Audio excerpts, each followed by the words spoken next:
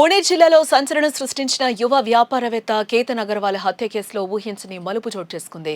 25 ఏళ్ల కేతన్ అగర్వాల్ ను అత్యంత క్రూరంగా కొండపై నుంచి తోసి చంపిన కేసులో ప్రధాన నిందితులు సియా గోయల్, చేతన్ చౌదరి వ్యవహార శైలి పోలీసులను విస్మయానికి గురి చేస్తోంది. వీరిద్దరికీ లైట్ డిటెక్టర్ పరీక్షలు నిర్వహించి మరిన్ని నిజాలను రాబట్టాలని పోలీసులైతే భావించారు. ఇందుకోసం కోర్టు అనుమతి కోరగా నిందితులు ఆ పరీక్షలకు సమ్మతించేందుకు నిరాకరించడం జరిగింది.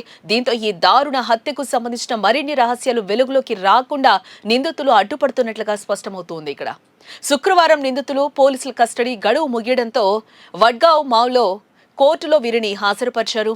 విచారణలో భాగంగా నిందితులను మరో 14 రోజులు జ్యుడిషియల్ కస్టడీకి తరలించాల్సిందిగా కోర్టు ఆదేశాలైతే జారీ చేసింది. జూన్ 18న లోహగఢ్ కోటపై నుంచి కేతన్ను కిందకు తోసేసి హత్య చేసినట్లు సియా, ఆమె ప్రియుడు చేతన్ చౌదరిపై పోలీసులు కేసు నమోదు చేసిన విషయం మనందరికీ తెలిసిందే. కేతన్కు సియాతో నిశ్చితార్థం జరిగినప్పటికీ ఆమె తన ప్రియుడైన చేతన్తో కలిసి ఈ దారుణానికి ఒడిగట్టడం స్థానికంగా కలకలం రేపింది. విచారణలో పోలీసులు గుర్తించిన అంశాలు మరింత షాకింగ్గా ఉన్నాయి.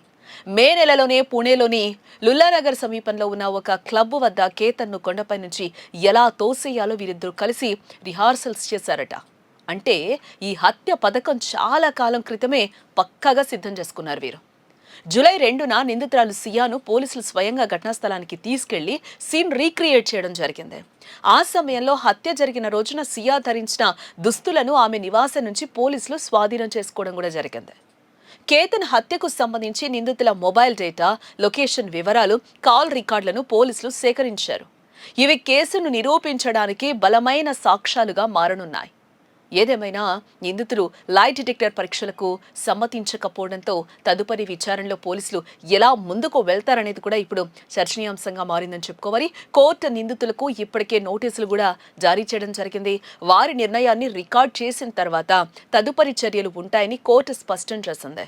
పెళ్లి పేరుతో మొదలైన ఈ బంధం చివరకు ఒక నిండు ప్రాణాన్ని బలిగొనడం సమాజంలో తీవ్ర చర్చకే దారితీస్తుంది. కేతన్ కుటుంబ సభ్యులు ఈ కేసులో నిందితులకు కఠిన శిక్ష పడాలని కోరుతున్నారు. పోలీసుల వద్ద ఉన్న డిజిటల్ ఆధారాలు, లభించిన క్లూస్ నిందితుల మెడకు ఉచ్చు బిగించేలానే ఉన్నాయి. రాబోయే రోజుల్లో ఈ కేసు విచారణలో మరిన్ని సంచలన విషయాలు వెలుగులోకి వచ్చే అవకాశం కనిపిస్తోంది.